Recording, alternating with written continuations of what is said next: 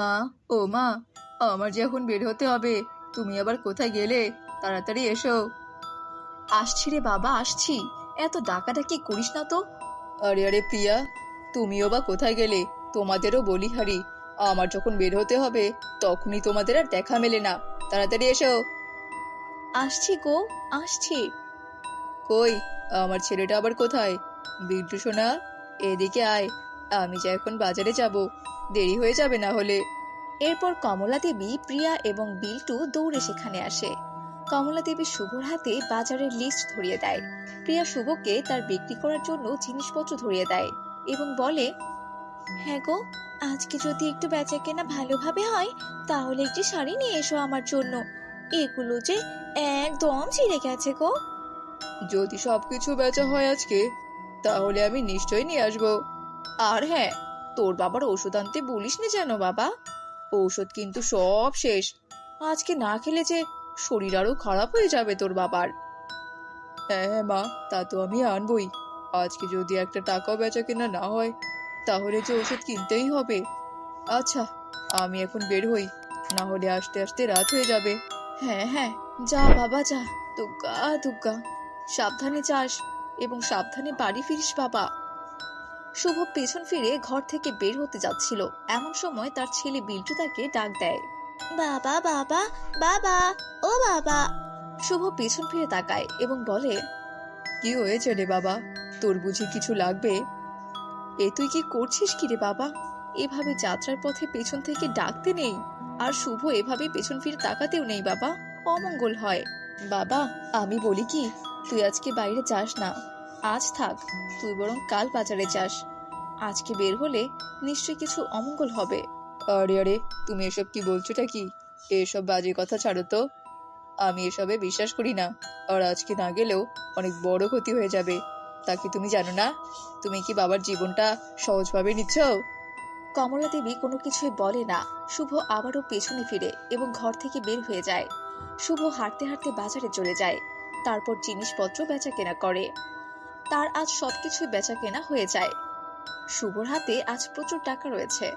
সে তার স্ত্রীর জন্য শাড়ি, বাবার জন্য ঔষধ, ঘরের প্রয়োজনীয় জিনিসপত্র এবং তার ছেলের জন্য কিছু খাবার কিনে নেয়। তারপর সে বাড়ির দিকে যাত্রা শুরু করে। শুভ রাস্তায় হাঁটছিল, তখন হঠাৎ প্রচুর বৃষ্টি শুরু হয়। শুভ মনে মনে বলে, এই রাস্তা দিয়ে যদি আজকে যাই, তাহলে তো অনেক সমস্যা হবে। এই রাস্তাতে তো প্রচুর কাদা জমে আছে। হাঁটতে গেলে আমার আর রক্ষে নেই। তার থেকে এই জঙ্গলের মধ্যে দিয়েই যাই। এখানে দেখছি তেমন কোনো কাদাই নেই। তাড়াতাড়ি হয়তো বাড়ি ফিরতে পারবো। এটা বলে শুভ ঘুরে অন্য রাস্তা দিয়ে যেতে শুরু করলো। রাস্তায় হাঁটতে হাঁটতে শুভ দেখতে পায় একটি চায়ের দোকান। এ কি, এখানে এই চায়ের দোকান কি করছে? কদিন আগেও তো আমি এই রাস্তা দিয়ে গিয়েছিলাম, তখন তো দেখলাম না এই চায়ের দোকানটা। এই ঘন জঙ্গলের মধ্যে কেই বা এভাবে চায়ের দোকান দিয়েছে? এতে তো তার কোনো লাভ নেই। শুভ এগুলো মনে মনে বলতে বলতে যাচ্ছিল। হঠাৎ চায়ের দোকান থেকে একজন বৃদ্ধ ব্যক্তি বের হয়ে আসলো। আরে, আপনি এই বর্ষার রাতে জঙ্গলে কি করছেন? আজকে আমি বাজারে গিয়েছিলাম কাজে। পরে আমার বাবার ওষুধ কিনতে গিয়ে আসলে একটু দেরি হয়ে গেছে। তিনি যে খুব অসুস্থ।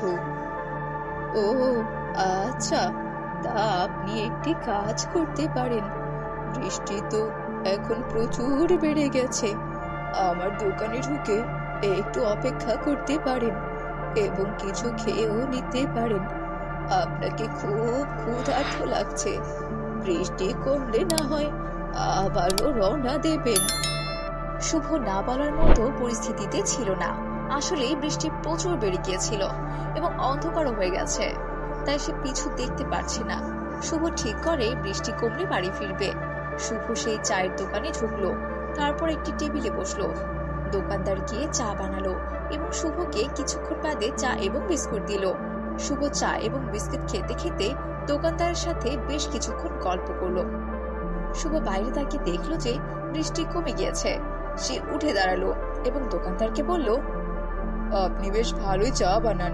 পরে একদিন আসলে আরো একবার খেয়ে যাব। এখন আমি তবে আসি।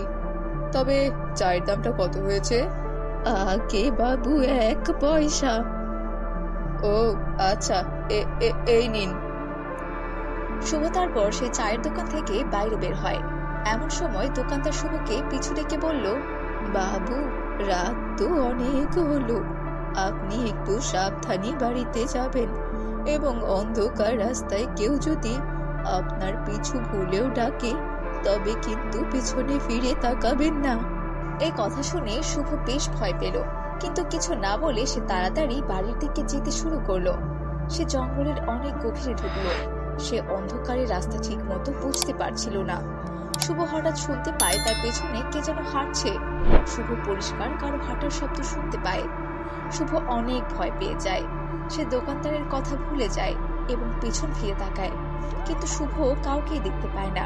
সে আবারও সামনে ফিরে হাঁটা শুরু করলো, কিন্তু এবারও সে শুনতে পায় পিছনে কারো হাঁটার আওয়াজ। সে ভয়ে ভয়ে আবারও পিছনে ফিরে তাকালো, কিন্তু কাউকে সে দেখতে পেল না। এবার শুভ তাড়াতাড়ি হাঁটছিল এবং পেছনে সে হাঁটার শব্দ বেশ জোরে হয়ে গেল। শুভ পেছন ফিরে তাকাতে তাকাতে হাঁটছিল।